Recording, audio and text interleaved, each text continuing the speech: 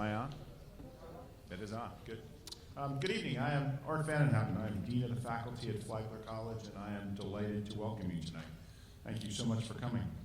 It's a special privilege to introduce our guest speaker, Howard Schneider, who is the Executive Director of the Center for News Literacy at the State University of New York at Stony Brook School of Communication and Journalism. As a newspaper reporter and editor, and as an educator, Mr. Schneider has been creative, energetic, and always on the cutting edge. He spent 35 years at the Long Island daily newspaper Newsday. For 18 years, he served as the paper's managing editor and then editor, a period when the newspaper won 8 Pulitzer Prizes and became one of the first papers in the nation to create news websites. At Stony Brook, Mr. Schneider developed the nation's first undergraduate course in how to be a discerning news consumer. This news literacy course has been completed by more than 17,000 students, which I can tell you is humbling as a professor to kind of think about and myself. Across the United States, in 11 countries, and through the platform Coursera. Mr. Schneider brings unique perspective tonight. His talk entitled, quote, "Misinformation is Killing Democracy, What We Can Do About It," carries a message that is timely and important. We're so very fortunate to have a qualified expert, skilled communicator, and interesting teacher with us this evening.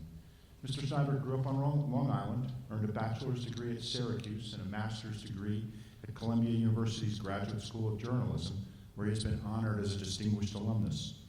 Tonight, I'm happy to say he's with us in St. Augustine. We want to thank our sponsors, Leonard Photography and the Casa Monica Hotel, and also, most especially, thank you for being with us tonight. Know that we'll welcome your questions at the end of the public address. Now let's give Howard Schneider a warm St. Augustine welcome.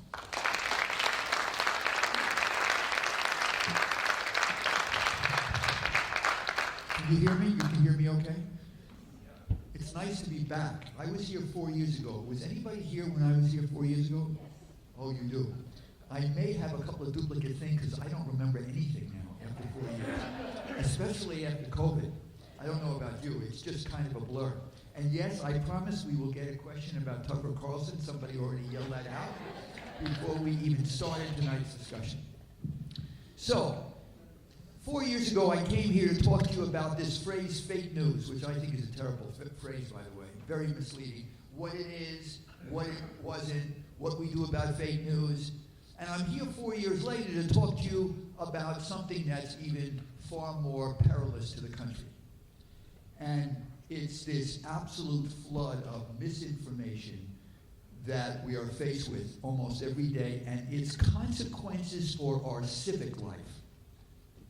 The consequences for the country and its democratic institutions. So I'm going to start, and I may have showed you this, by going back actually a while to the election of 2016 between Donald Trump and Hillary Clinton.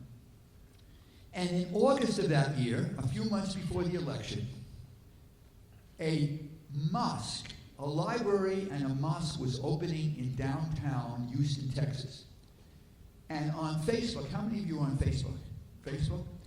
Facebook, there was a posting by a group called Deep in the Heart of Texas, which had hundreds of thousands of members in this Facebook group, saying we've got to go down and protest this mosque because we're against the Islamization of Texas. This is not good.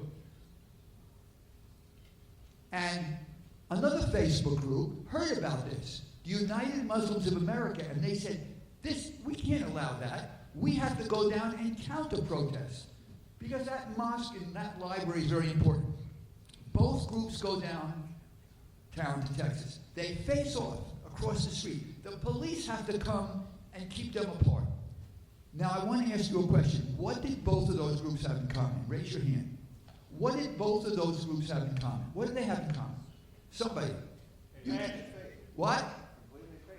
In what sense are they fake? How do you know? I think I heard this story. Oh, you heard that? This is the one story I probably had 4 years ago. Good memory, though. You get a lot of points. Anybody, what do they have in common? What do you think when you see these two groups on Facebook urging all of their adherents to come out and protest and counter-protest? Facebook, they have Facebook, they're using social media, using Facebook, they feel passionate. Here's what they don't know. Here's what the people who show up downtown and face off don't know. And this gentleman is absolutely correct. Who's behind those groups? Who created those groups? Russian operatives 5,000 miles away. Oh my God. 5,000 miles away, they're manipulating Americans who get this information and don't know any better. And they act on it. Now, if that was the only story, foreign interference, we've read a lot about foreign interference in our elections, that would be disturbing, but I want to show you something else. In the run-up to the election, this is Facebook, where 1/3 of all adult Americans get their news. And in the 3 months before that election, in 2016, there was a study of the 20 most popular fact-based stories about the election, from the Wall Street Journal, from the New York Times, from magazines, mainstream organizations with credibility, versus the 20 most popular stories that were misleading or fabricated about the election. You got that? 20 against 20? And I want you to look at this line right here. In the 3 months before the election of 2016, when we were voting on the most powerful person in the country, more Americans were engaging with, sharing, reading, and consuming the misleading and fake stories. Think about that. Think about the implications of that for the country. These were not Russian operatives spreading these stories. These were not Russian trolls. These were people like you and me. These were people either who were so partisan that they wanted to believe the stories even if they weren't real, or they were overwhelmed by the volume of information that we get every day, and so they just moved it on and shared it with their friends, or they didn't know how to analyze these stories and identify what was real and what was fake. It did not get better in 2020. It got worse. In 2020, there was more misinformation on Facebook than there was 4 years before, even though we recognized in 2016 that this was a problem. It didn't get better. We'll talk about why. In 2020, there was a big study of what Americans were worried about most in the last election. Think about the last presidential election, Biden versus Trump. What were they worried about? What was America worried about? So, first thing they asked America, on the whole, do you think it's easy or hard to tell the difference between what is fact and what is misleading information? Almost 60% of Americans said it's hard. In fact, it's harder than it's ever been before for me to separate what I can trust and what I can't trust. And then they said, what are you worried about? They were not worried about the Russian interference.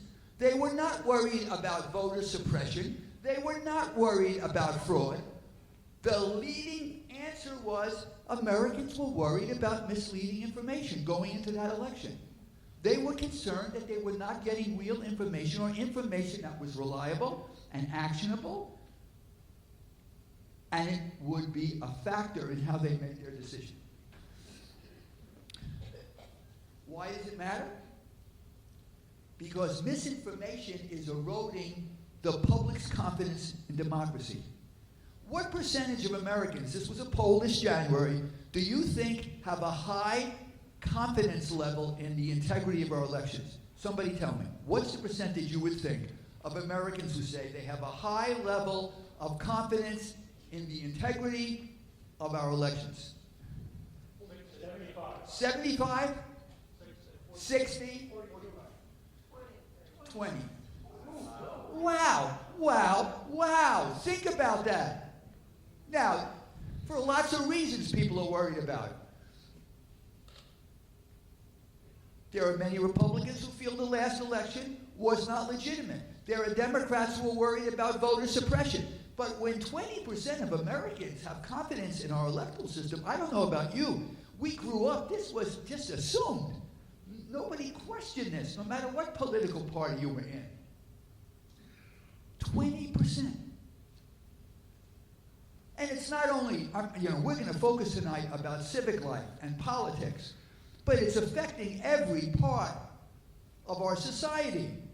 The FDA, the Federal Drug Administration, the commissioner says they're grappling with a wave of health misinformation, not only about COVID, but about a lot of stuff that's spreading on social media, stuff that's not true.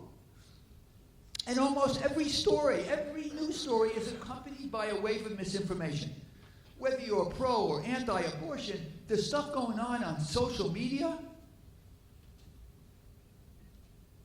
is unbelievable, including advice to young women who are pregnant about how they can have abortions that's misleading and harmful to them.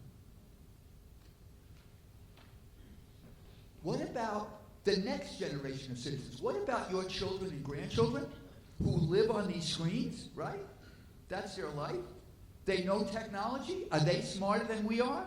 Stanford University, since I came here 4 years ago, Stanford did the biggest study of high school and college students in America on their ability to judge the reliability of news and information online. They gave them exercises to do. They gave them examples and said, can you trust this or not, and why? One was this grainy video, and it looks like somebody is stuffing the ballots here. And they said to them, do you think that this is evidence of ballot stuffing in a primary election in Pennsylvania? Democratic election. And 52% said, yes, this is absolutely evidence of U.S. fraud, and this is, again, a video that was taken during Putin's election in Russia. They didn't ask where this video was coming from. They didn't ask who took it. They immediately made that assumption. The people at Stanford concluded this. I want you to read this. After thousands of these tests, this is their conclusion.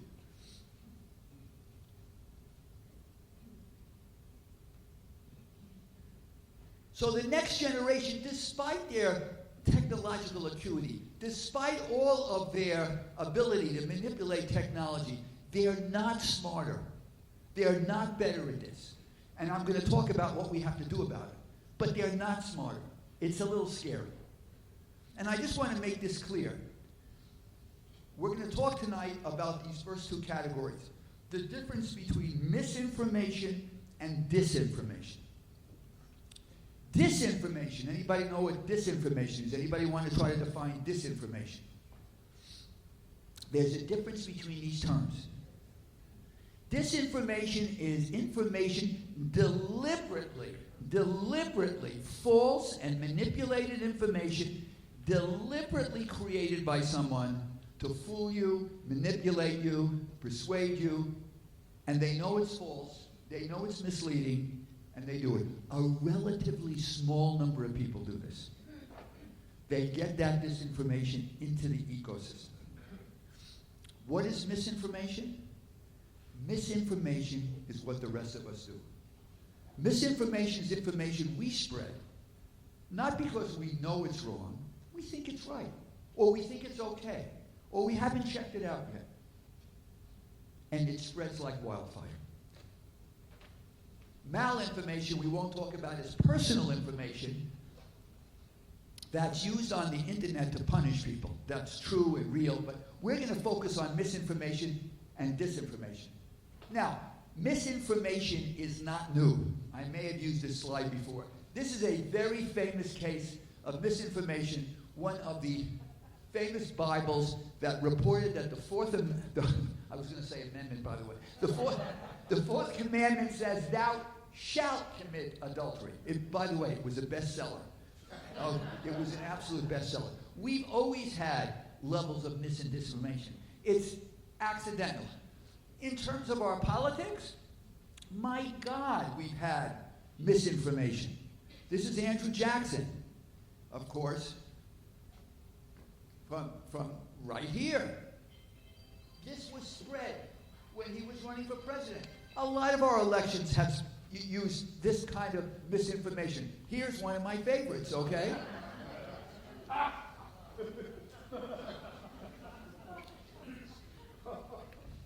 So it's been around, but what's different now? What's changed? Why is it different? So let me just tell you, there's been lots of academic studies about why misinformation spreads, and we'll talk about why it's spreading now and what we can do about it. The first thing is group identity and peer pressure. People spread misinformation because they want to feel that they're in solidarity with a group, and if the information supports the group or their identity, whether it's in politics or something else, they tend to want to believe it, and they spread it. And that's become a huge problem in America because of political partisanship. I don't know if you know, we've become obsessed with political identity. In the 1950s, there was a survey, and they asked people just offhand, do you care if your son or daughter marries someone of a different political party? What do you think the response was? Nobody cared. Nobody cared. Now I think the number's up to over 25% of Americans say, I don't want my son or daughter marrying a Democrat or a Republican. It's not about race. It's not about religion. It's about politics. It's coloring everything we do. And it's coloring how we process and share information. Right? It's become huge. Distrust of the news media and the government is at an all-time high. I'm going to show you a chart about how much trust Americans have, not only in the news media, but in Congress, Supreme Court, the military, religion. It's down everywhere. And we can talk if we have time about why it's down everywhere. Trust in so many institutions.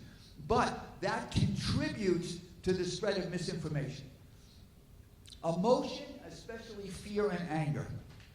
When people are afraid, or they're emotional, or there is uncertainty. When there were wildfires in California, and there are always wildfires in California, a couple of years ago, and people's homes were being burned, people did not leave their houses. The police urged people to evacuate, but on the internet, there were reports that Antifa, these liberal groups, were hiding in the woods and were ready to come out if you left your house and take over your house. False. People didn't leave their house. They had to be forcibly removed from their house because of these reports. Where there's fear, where there's uncertainty, where there's anger, misinformation thrives. People believe it. If you hear it over and over and over again on social media, you're going to believe it. And I would submit to you, and this is one of the things that I feel most passionate about, that we're not ready. We're not prepared. We're not educated enough to be able to deal with what's happening on the internet and social media. We're not ready. The technology's ahead of us. Our children aren't ready. And we're going to have to radically change what we do. So let's go back and look, and we'll talk first about the problem and then the solutions. Between the end of Bush's first term and Obama, all the rules changed. That's when social media exploded. When I came to Stony Brook University to start the first journalism school, and we created this course, there was, Facebook had just started, there was no Twitter, Instagram, Snapchat, TikTok.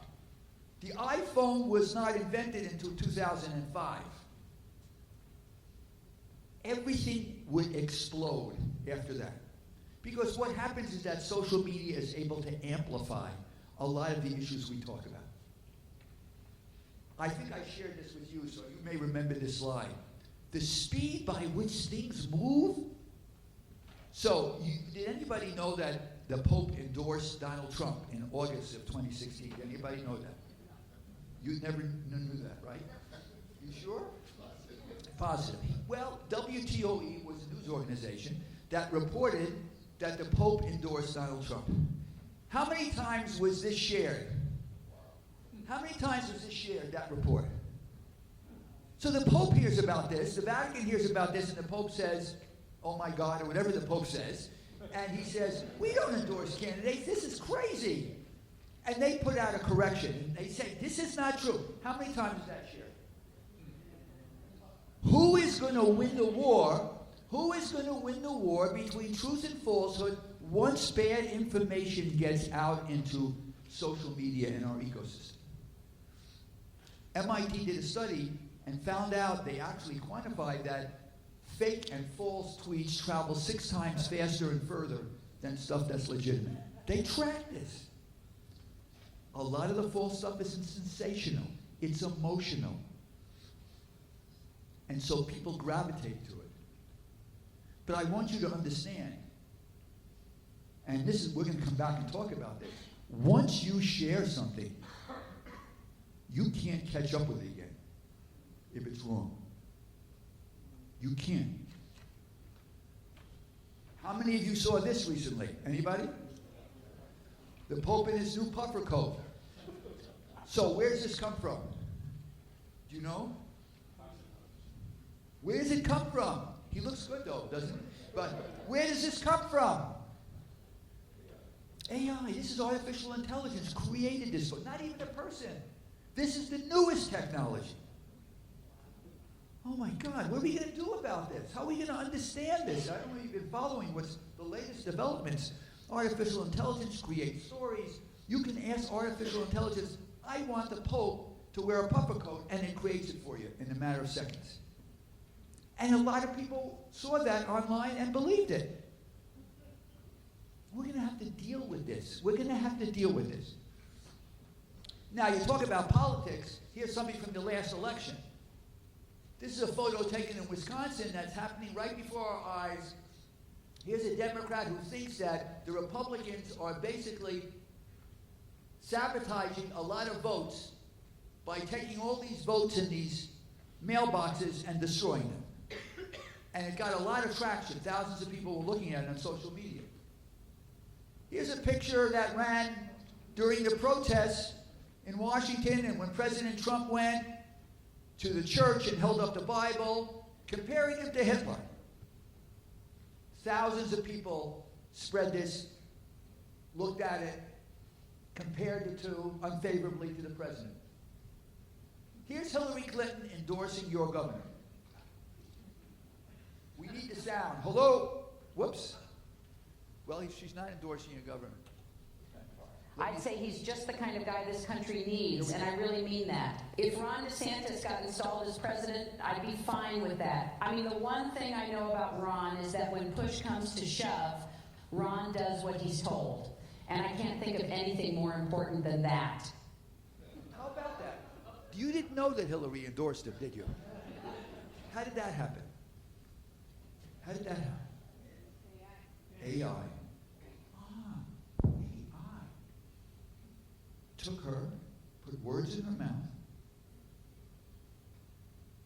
and there are ways we're going to deal with this, but it's a big challenge. Here's something that we do.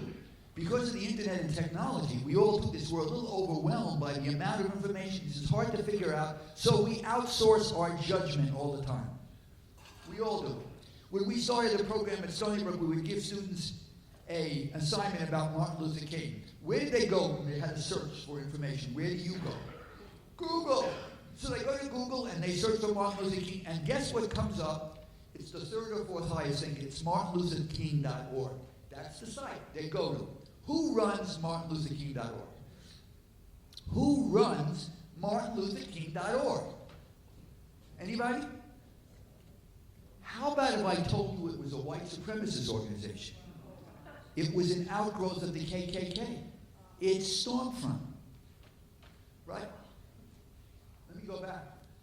And it's right here, by the way. If anybody ever scrolled to the bottom of that site, they would see it.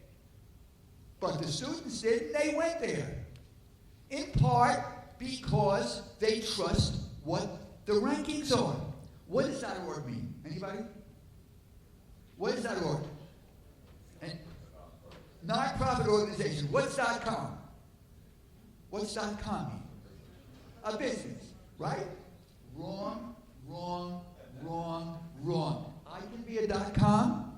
I can be a .org. You can be a .org. Anybody can be a .org. There are only a few URLs like edu and gov where you have to be screened.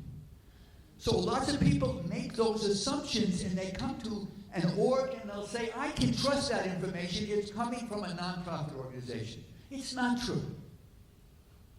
Or it's high up in the rankings. That must mean it's reliable. It's not true. And we don't know about this. And we're not prepared for this at all. So we outsource our judgment. We outsource our judgment to friends. Studies show that more Americans feel that it's more important who they get a text from than the source of the text. So if I send a text or I get a text from the dean here, and I know the dean, and I respect him because he's the dean, I assume that what he's sending me is accurate and true. And I don't necessarily look at that story in detail. I don't check it out. I assume it's true. And it's not. No disrespect to the dean, by the way. I don't know where he is. Don't tell him I said this. But, you know, we used to tell our students the most dangerous email you can get is from your mother. When you think about it, in the sense that you trust your mother, right? I think. And I'm being facetious, but you get the point. Instead of saying, where's the information coming from? Who's giving it to me? What do I know about it? It's my friend. It must be true. So, anybody know who Paul Krugman is? Who is he? Economist. He won the Nobel Prize. Who else is he? He's a columnist in the New York Times. Is he smart? He must be smart. I'm not sure economists are smart, but yes, okay. So, a couple of years ago, there's a hurricane in Puerto Rico, and this was his tweet. Cholera in a U.S. territory among U.S. citizens in the 21st century. Heck of a job, Trumpy. He doesn't like Trump. He's a liberal, doesn't like Trump. So now he says, sure, you're in charge. Cholera, bad water. How can this happen? We're a big country. We allow this to happen. And he tweets this. And it's liked by 30,000 people. And it's retweeted. Only it wasn't cholera, it was conjunctivitis. Now, there's a big difference between conjunctivitis and cholera. And this is what he says. And he's smart.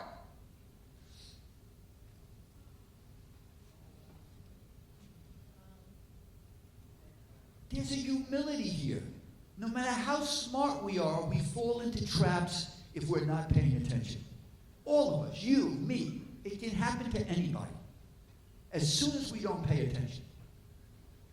So one thing is the internet. The impact of the internet. The internet is a wondrous advance, but it exploits our weaknesses. We think emotionally. We think quickly. We're overwhelmed and we take shortcuts. The second thing I mentioned is a hyper-partisanship, which lends itself. Americans don't even want to talk about politics anymore with people. 60% say it's stressful and very frustrating to talk to anybody who disagrees with them politically.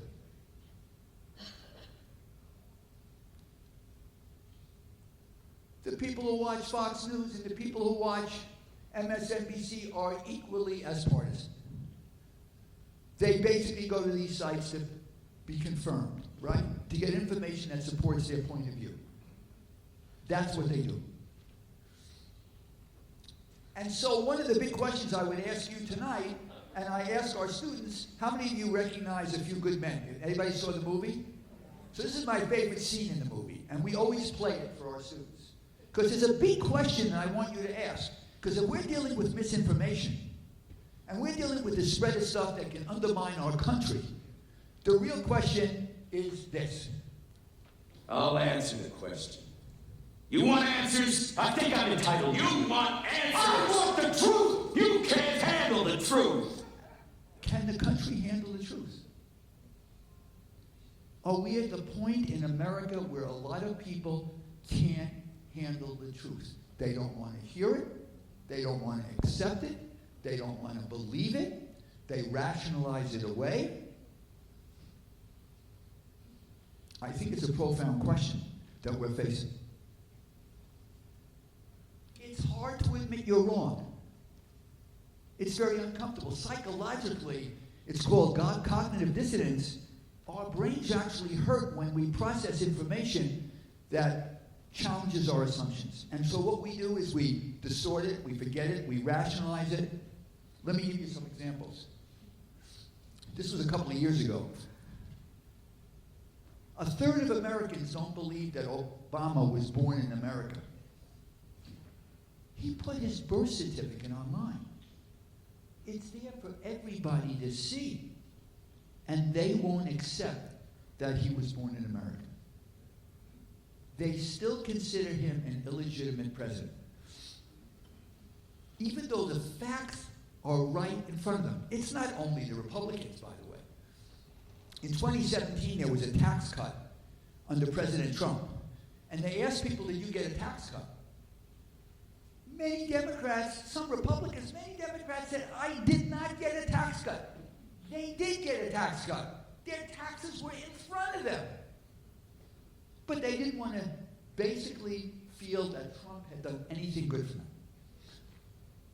So contrary to the facts, they believed.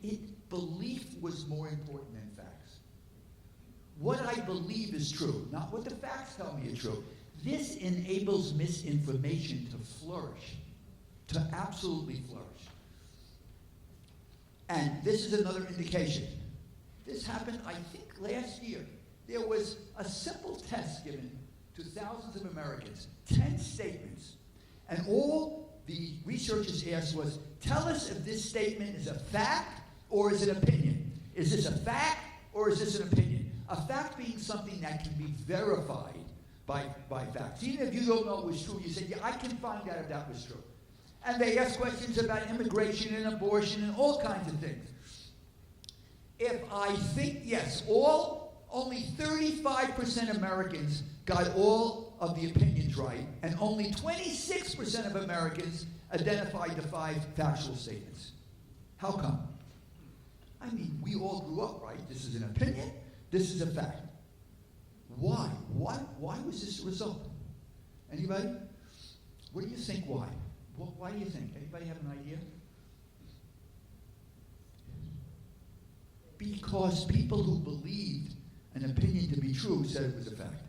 Is democracy the greatest form of government? That's an opinion, by the way. If I believe it, it's a fact. Is immigration a dangerous thing for America? If I believe it's a harmful thing to America, it's a fact, even if it's opinion. And the failure to distinguish news from opinion, especially on news shows and elsewhere, is a big source of misunderstanding about the news media and about what's a fact and what's an opinion. Distrust of government. You know, the East Palestine trail, you remember the train derailment with all the toxic stuff? And the government could not answer exactly how dangerous it was right away. The people who lived in that community were terrified. They still are a little nervous. They wanted reassurance everything was okay. We want certainty as much as possible. We want control of our lives. And when you don't have that, it allows a vacuum for conspiracies and misinformation. So there were lots of conspiracies about who started the train wreck, and that there were actually EPA people there who were killed in a car crash, and Biden purposely did this to basically distract America from problems with the economy. A lot of stuff circulating. When I was in newspaper, people said, you know, I knew they wanted certainty, and I said, you can only get certainty in 2 places. The obit page, right? And sports. At least, you know, the Marlins win or they lose. It usually doesn't change over time, right? One way or another. We are not good as people living with uncertainty. And I understand that. We get nervous. And where there's a vacuum, misinformation flows. Distrust. I mentioned distrust. Take a look at that. I don't know if you can read all that. That's the difference in 2022 from 2021. It's an all-time low, and you can see the drop. Actually, small business, I was a little surprised. Highest level of trust is in small business. Not shocking that Congress gets the lowest. Right? There used to be funeral directors that were higher than Congress, but they haven't asked about that. But you can see everything is dropping. The Supreme Court drops. The presidency drops. News media drops. And when there's distrust and you don't believe the government like Ohio, or you don't believe the government when those wildfires are going on, or you're suspicious about vaccines, it leads to an environment where misinformation can flourish. And in terms of the news media, I'm standing here to tell you that trust in the news media, and I'm eager to get your opinions later, is at an all-time low. 57%, by the way, half of Americans think the news media is very biased, although they don't think their outlet is very biased. Isn't that shocking? What I watch is not biased, but everything else is biased. I don't believe anything that these people tell me.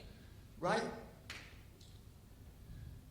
70% worry that owners of media companies are influencing coverage. 52% believe reporters intentionally misrepresent facts. Intentionally make up stuff. Reporters. 28%, I'm sorry, 2% misrepresent, 28%, more than a quarter believe reporters make up stuff. Just make it up. Make it up.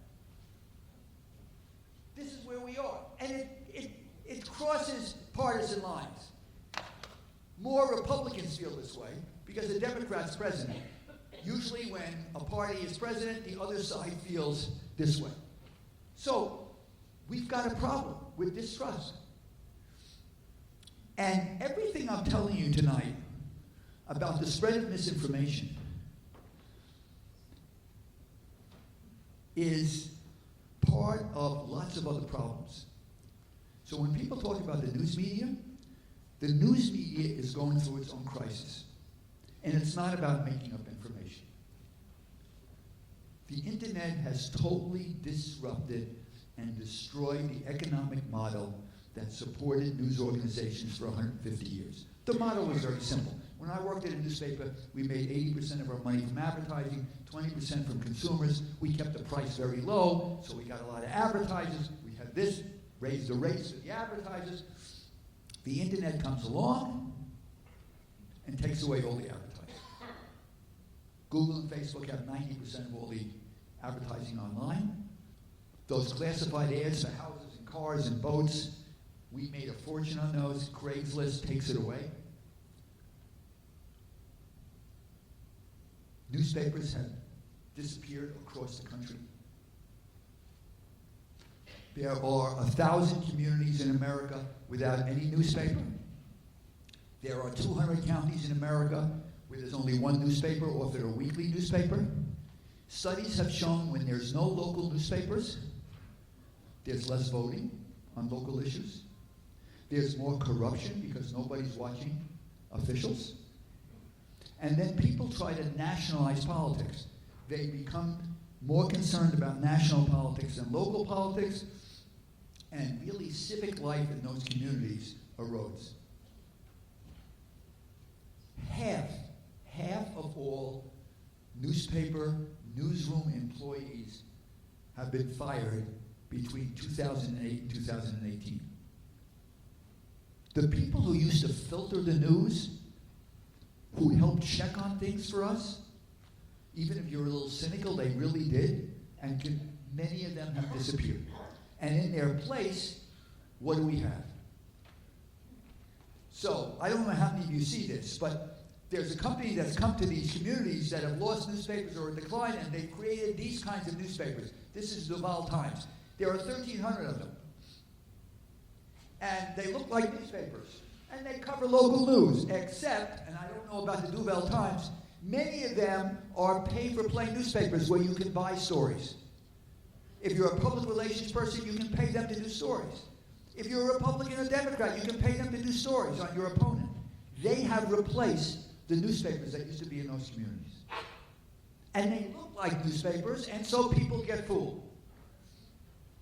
So what are the solutions? I know maybe you're slightly depressed, but what are the solutions? So we have the environment that grows and fosters the spread of misinformation for all these reasons. What are we going to do about it? Okay? Well, one answer is that the technology companies that help create this mess will get us out of it. So basically, Google, Facebook, they need to do more to get rid of this misinformation. They need to police their sites more, and they are. They now at least attempt to identify sites that are propagating hate speech and racism and anti-Semitism. They actually remove content. If you go on Facebook, you can flag things now and tell them, I'm not sure this is true. They'll check it out for you. They're trying. They're trying. But they can't do it. One of the reasons they can't do it is sheer volume. How many people are on Facebook worldwide every day? Anybody? Take a guess. 3 billion. Oh my God. You're going to police 3 billion people? It's hard enough to police my 3 children. 3 billion people? You're going to worry about what they put up every day? And you're going to, even with AI, even with checking and having thousands of people they hire now to go through this stuff and to look for keywords and look for ways that they can spot stuff, it's really hard. In fact, there was a study about TikTok failed to stop most political ads. So TikTok said it was going to eliminate political ads in the off-year election 2 years ago, and in fact, many of the ads ran anyhow. And they amplified misinformation. Because what's the business model of the technology companies? What do they feed us? What are the algorithms? They want to give us information that we already want, right? Because they want us to stay on the site. Because the more we can stay on the site, the more they can make money and sell ads. That's their business. It's okay. But that means we're in this bubble, this loop, where we continually get information that feeds our preferences constantly. And that keep us. The Parkland shooting. When the Parkland shooting occurred, the leading, most popular video trending, the trending on YouTube was a video that said that David Hogg, who was one of the anti-gun violence student leaders, was an actor and wasn't even a student. It was #1. So if you went and you relied on technology and said, boy, this is trending, everybody's looking at this. Think about what that was, because the algorithm's not about truth. It's about how many people are looking at something. And here's the real irony. There are thousands of layoffs now going on in the tech world. You're aware of this? Microsoft, Google, Facebook, they're all undergoing problems and they're laying off people. And who are they laying off? The people are that who are supposed to be spotting the misinformation and getting laid off. So they pay lip service to this, but they're not doing it well. So here's one of the most important things I want to mention to you today, which is, can the government regulate these companies? Can the government help us stop the flood of misinformation? And there are 2 or 3 cases before the Supreme Court, including one involving a law that was passed in Florida that could determine the future of the internet. One of the cases, Gonzalez versus Google, or really it was YouTube, involves a family whose daughter, 19-year-old daughter, was killed by a terrorist in Paris, American. And they argued that because YouTube sends recommendations to people, they're not just a platform where people put on information, but the technology companies curate it, and they begin to send you stuff. Because they curate and recommend and send, they're no longer agnostic platforms. They are now playing the role of editors, and they should be responsible for their conduct, and they've sued Google for millions of dollars. And the case is now before the Supreme Court. They heard it a couple of months ago. And here's the background to that. I want to go back to this. In 1996, there was the Communication Decency Act, which is a little ironic, of 1996. And basically what that act said, passed by Congress, and this is really important, was that none of the technology companies would be responsible for third-party content. In other words, they would not be held liable for other content that appeared because they were a distribution line, like a telephone company. Now, I worked for a newspaper, and if we made a bad mistake and we said something terrible about people, we could be sued. They can't be sued. And it was an attempt, by the way, a good attempt, not to hold back these companies. It was early on, and we wanted to really help innovation in America. That was the key. So that's where we're going. So these people are challenging that and saying that's no longer accurate. So that's one thing. The case was heard. We're going to see what the court's going to do. They're a little skeptical. The other case involves Florida. Florida and Texas have passed laws, and they're slightly different, that said the technology companies are not allowed to take down information if it's political in nature, and it may violate their policy because they don't like it. And that was the result of Republicans feeling that a lot of these technology companies are taking down posts and other things by conservatives, and therefore they shouldn't be allowed to do it. My God, these are private companies. This is not the government. The First Amendment says the government can't do this. These are private companies, and it says even if they're private companies, they can't do it. The government should say, you can't do certain things on your private company. This case is going to the Supreme Court at some point. It's going to change the rules. The technology companies are saying, this is going to mean that we can't moderate our content. This means that hate speech and terrorism and a lot of things are going to get up there because the government is saying we can't take certain things down. The critics are saying this is something we want to be able to do in terms of censorship. So you got a case in which you're going to try to make the technology companies be liable. You have a case in which you're going to try to fight what other people think are the censorship policies. This may change the nature of these companies. We got to watch these cases. And then we get this. Which may be the most effective way to fight misinformation, which is sue the people who are doing it. Go after them. So you know about Alex Jones, who claimed that Newtown never happened? All those first graders and kindergartners were never killed? The parents of those children, not only did they lose the children, but they were harassed online by people who listened to him. One family had to move from their home. And they sued him. And they got a very big award, $1.5 billion. We later learned that Alex Jones transferred many of his assets, by the way, knowing that this could happen. So whether the families will collect anything is unclear.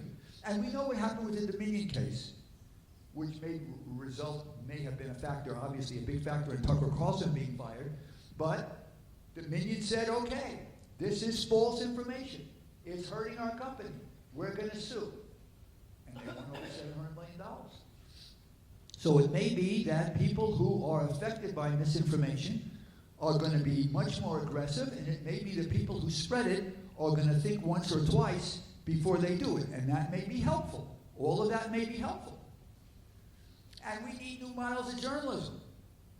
We have more online, and I'm not sure, FlaglerLive.com, and there's 904 Now, and there are lots more public media companies cropping up that are trying to make it online. It's hard economically to do it. It's really hard. But we may have to find new models to support quality journalism, especially in local communities. And this has to be part of the problem, a part of the solution. And in Chicago, newspapers are actually training people like you to attend local meetings and take notes that can be put online for everybody in the community to read, to see what's happening, in place of reporters who are not available or they don't have any money to hire. So they train citizens to do this. But this is the reality. Walter Cronkite is not coming back. And by the way, I love to finally talk to an audience who knows who Walter Cronkite is. Because when I say this in school, you know, they say, what? Who? He's not coming back.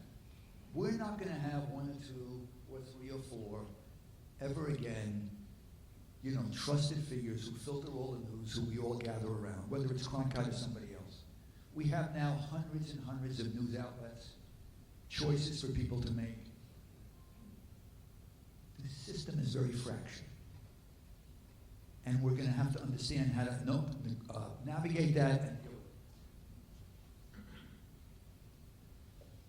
So when you ask people who's responsible for creating this mess, this is what Americans say.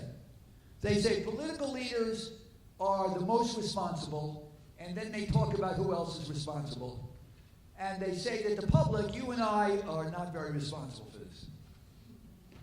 When you ask the public who should fix the problem, who do they say should fix the problem? The news media should fix it. It's not our problem. Well, the biggest message I have for you tonight is that this is our problem. This is your problem. This is my problem. And we have to fix it. We have to fix it in part. Okay? Remember this? From Pogo? So we have to become more dynamically attentive. We have to begin to learn how to interrogate news and information. We have to learn how to make better choices. We have to teach our children. And the thing we have to do first is slow down. We're not going to slow down the news cycle. You're not going to slow down the rush of news and information. And, oh my God, I can't keep up with the news, and it's so depressing, and I don't know what to do with it, and I got 50 texts, and my kids are sending me stuff. We're not going to slow that down. You have to slow down. We actually teach this at the university level, and now we're teaching it in lots of public schools. And overseas academics come. This is not an American issue, by the way. This is an issue, this anxiety about this flood of information and its impact on our children and ourselves is all over the world. So we have people come, and there was a group from Vietnam. And this is what they told us. When we teach this, we spend 10 minutes before we go into the lesson with meditation. So the students all calm themselves before they look at the news. Just think about that. We all have to go through meditation and calm ourselves before we turn on the news, okay? But you want to slow down. And the key word is this interrogation. You want to learn to interrogate. And you want to employ something, I'm going to tell you, and I'm going to try to speed this up. You want to employ something called lateral reading. You want to change the way you learn to read. And I'll explain what that means.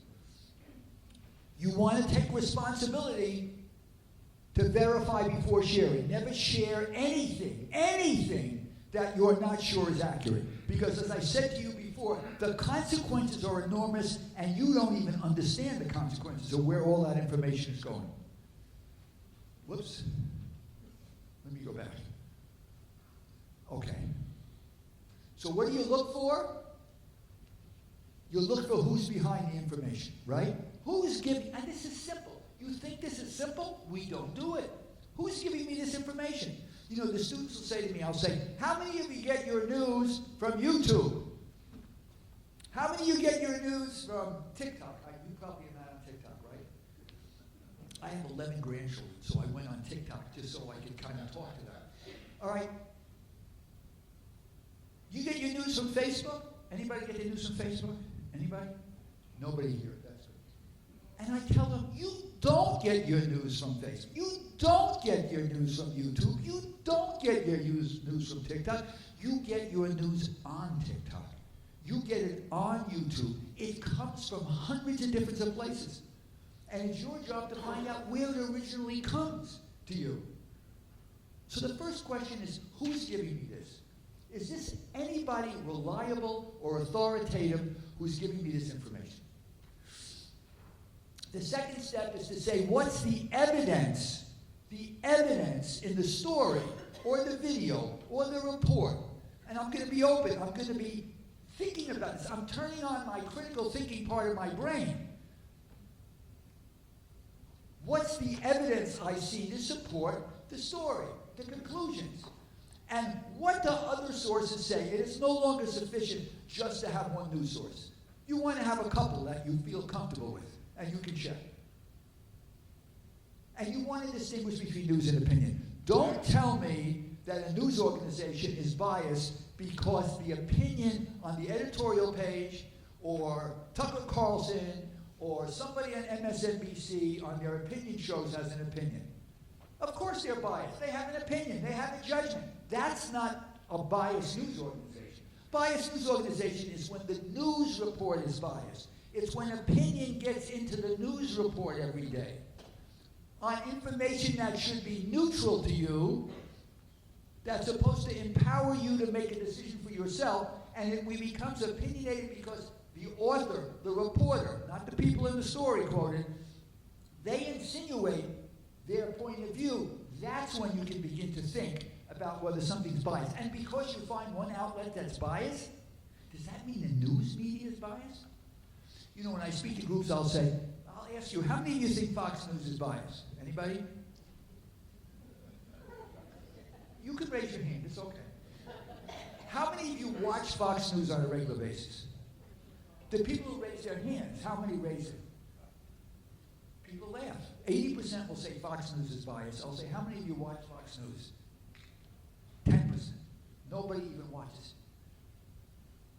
And I'm not suggesting it is or it isn't biased. I'm saying we have to make decisions based on what the evidence says. And we have to separate news and opinion. And we have to slow down. 6 in 10 Americans share links, by the way, by just reading the headline. And then they share it. They don't even read the story. You can't make a decision based on a headline. You have to go beyond the headline.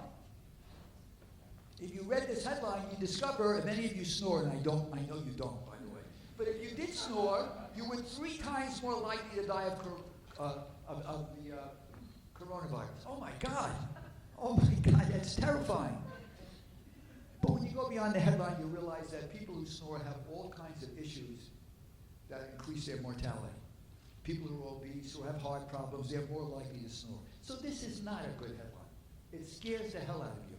You know, I'm afraid to go to sleep now. It scares it. It's not something. You've got to read beyond that headline.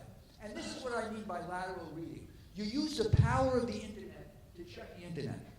When you grew up, or when we do it now, how do you read? When you read something, tell me how you read. How do you read? Where do you start? At the top. And where do you end? At the bottom. And when you watch a video, where do you start? And where do you end? That's no longer sufficient. That's how we learn to read. Lateral reading suggests something else. Lateral reading, and this is how fact checkers work. Lateral reading means that we have to leave the text or leave the video, go elsewhere on the internet, check it out, and come back. We have to learn how to do this. Let me give you an example. This was an incredible survey, and I don't mean to upset you, so brace yourself. Half of Americans admit to using swimming pool as a substitute for a shower. It gets worse.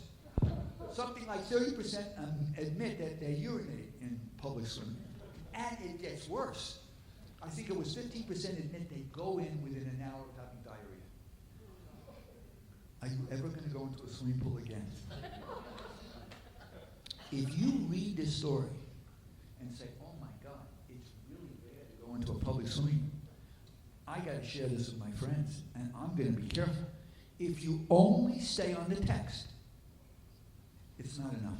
So this survey was taken by the Water Quality and Health Council, and this is what they found. Now, what do you need to know to make a decision about this story? Before you share it, what do you need to know? I'm reading the story, it's giving me the who, what, when, where. What do I have to know if this is a reliable story? What question do I have to answer? Anybody? Who are they? I can't find it in this story. Guess who they are? They're a PR firm that represents the chlorine industry. Oh, wait a minute. Just think about that. That puts an totally different interpretation and raises a lot of questions about this poll. You don't know that if you only read vertically. So when you read something and you're not sure or you don't have enough information, you leave it and you come back. We are starting to train 11-year-olds on how to do this. I want it to be part of their DNA. We're starting in the 5th grade and 6th grade in schools back in New York. And what's the evidence? I used this before. Use the power of the internet. This is a shark on the freeway in Houston. Every single storm, this shark shows up. Every storm.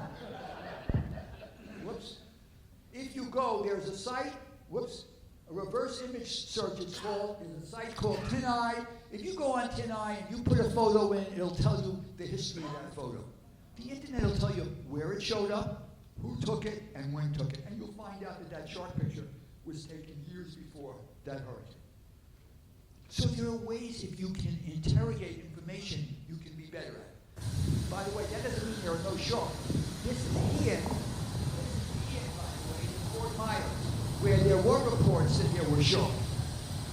Unclear, though. And if you look at that mailbox, you don't know what that is. The picture looks like they're destroying the boats, right? If you go back and you do some lateral reading, you discover that this is a company that refurbishes mailboxes, and it has nothing to do with the boats. And I know this seems overwhelming to you, but there are shortcuts. There are these fact-checking sites that do a lot of work for you. It's one click, and they're good. They have resources to check it out. They'll tell you that that Hitler picture, Hitler doesn't have the Bible. That was photoshopped in to make Trump look bad. You can find that out with one click. You can find out that Hillary Clinton was an AI-generated video. One click. So, what is that one click? that one click there was to a fact-checking site. Excuse me, I apologize. Let me go back. It was a fact-checking site run by Reuters. Reuters, the news agency, has fact-checkers. So you pick a few fact-checking sites.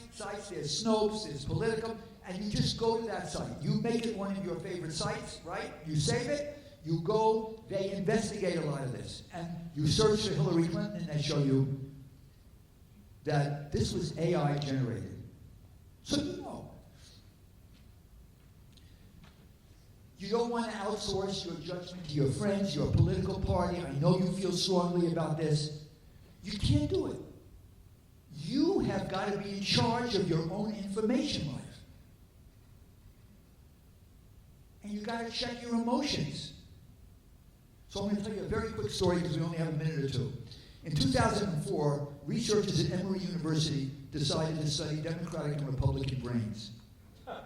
It's true. It's true. They called people in who felt strongly partisan, who really thought George Bush was terrific, and people who felt John Kerry was terrific, emotionally. And they gave them videos. They showed them videos that challenged the integrity of the person that they cared about. The video said that Bush was shooting from the hip, he made a lot of mistakes, that Kerry was a flip-flopper, and they hooked up their brains to see what was happening inside their brain. Now, we have different centers in our brain. We have centers for memory. We have centers for critical thinking. We have centers for emotion. So what do you think was lighting up like a Christmas tree when they started to watch these videos? What part of their brain? Emotion. How do we feel when people are saying you're wrong, or the people you like, he's a jerk? I get angry. And they knew that. So they let these videos run for 18 minutes, and they wanted to see at what point in the 18 minutes the critical thinking part of the brain kicks in, and you begin to process this information differently. Anybody, what point in the 18 minutes? Somebody give me a guess. Never, never, never, never, never, never. That's how powerful these feelings we have when we're emotional. It blocks our critical thinking ability to process information. Don't share, etc. The most important thing I can tell you is that you need to be a role model for your children and your grandchildren. You do have wisdom. And you have to make sure that what you do and how you deal with information and the conclusions you reach are based on something that you can share with them. So we're teaching a lot of this, again, I told you, to school children on Long Island, and some of them will come to me and say, I had to tell my mother not to share that email. The parents, we do programs for parents too. The parents need this as much as the students. You have to insist on this.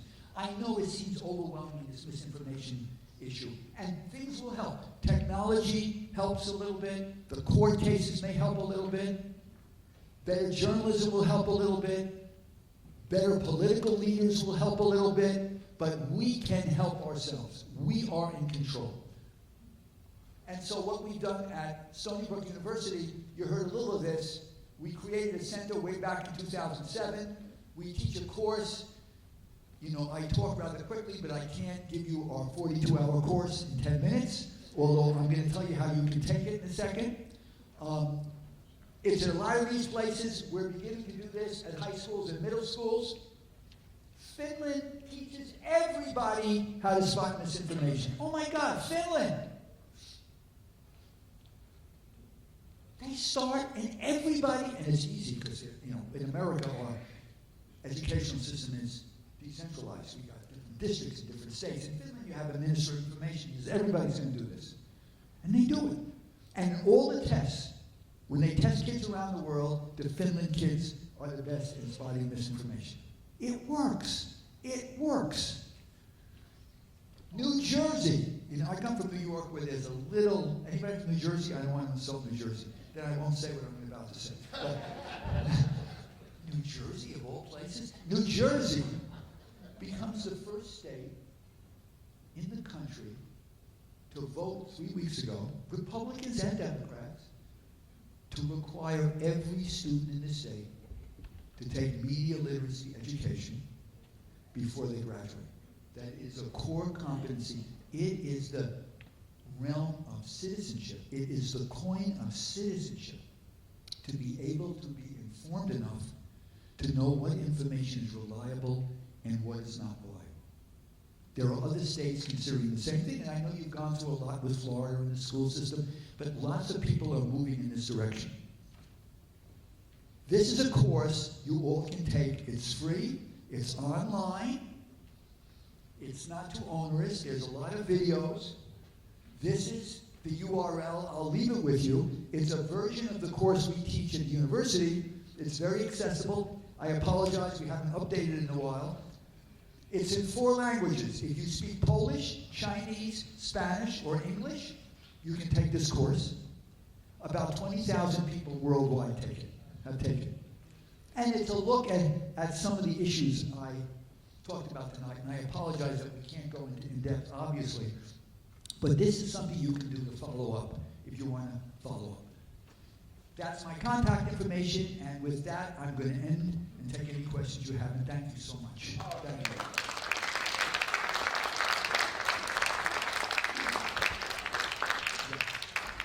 Howard, thanks so much. We're now going to start. We'll now start the questions. Write your questions. We have people who will collect them in the audience. And while we're waiting, Professor Josh Beal, Professor of Criminology at Flagler, has agreed to ask the first couple of questions. Well, it's not working. Here we go. How's this? This should work. Okay. I'm asking you to write your questions. We'll collect them. In the meantime, Professor Josh Beal, criminology professor here at Flagler, will ask the first round of questions. I have a question. Is there any significance in the fact that he's a criminology professor? I'm sitting in between you. Okay. I just wanted to know. I want to understand that. First of all, thank you so much for an outstanding lecture. This was wonderful. I am curious, it seems as though, like, kind of defining terms is important, which you did, differentiating misinformation from disinformation.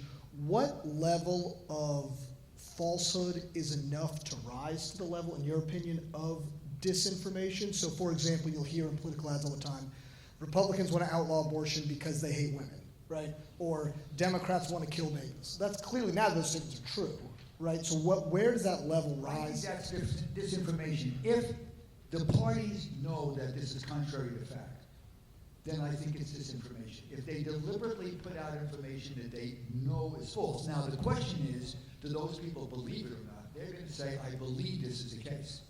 You know, political advertising is a whole other animal because everybody is exaggerating.